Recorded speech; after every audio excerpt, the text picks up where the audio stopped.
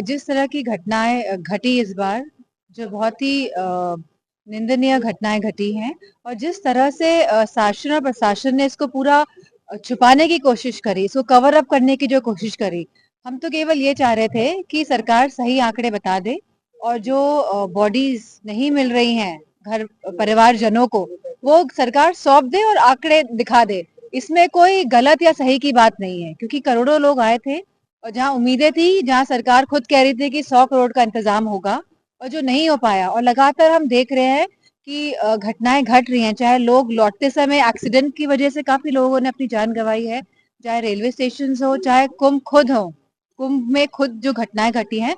तो हम चाहते हैं जो जो लोग अपनी जान खो रहे हैं, उनको सरकार सही में मुआवजा दे दे।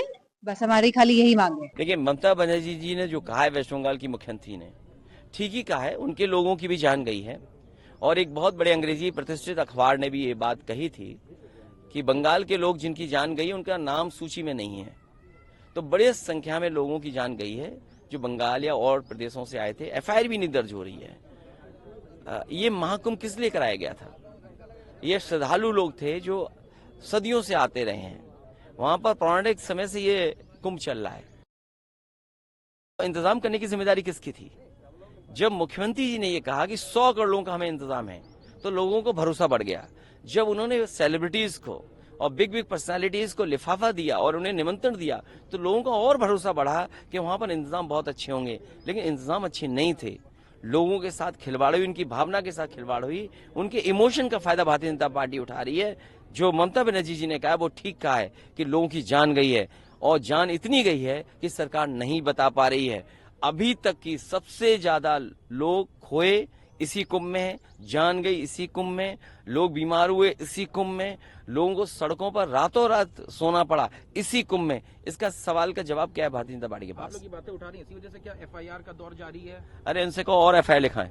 जब बड़े राजनीतिक जो पार्टी से संबंध रखते हैं एवं स्वयं में स्थापित राजनेता के रूप में हैं वो, तो मुझे इस तरीके की बड़ी कहने में भी बड़ा खराब लगता है कि भाई आप राजनीति करिए, परंतु धर्म विरोधी राजनीति करने से किसी का भी जो है फायदा नहीं होगा। और कब तक ममता जी हों चाहे जितने भी विपक्षी हों, ये कब तक जो है हमारे सनातन धर्म और परंपरा का मखौल उड़ाते रहेंगे। मैं दूसरी बात कहना चाहती हूँ, वेस्ट बंगाल से इतनी भारी संख्या में लोग आए हैं महाकुंभ में कि जिसका कोई हिसाब नहीं है। दूसरी बात, उनके मुंह से इस तरीके की बात शोभा नहीं देती है।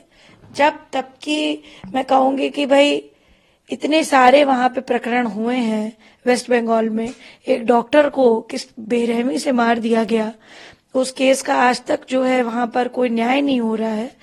तो मैं समझती हूँ कि ममता जी को इस तरीके की धर्म विरोधी बातों से बचना चाहिए।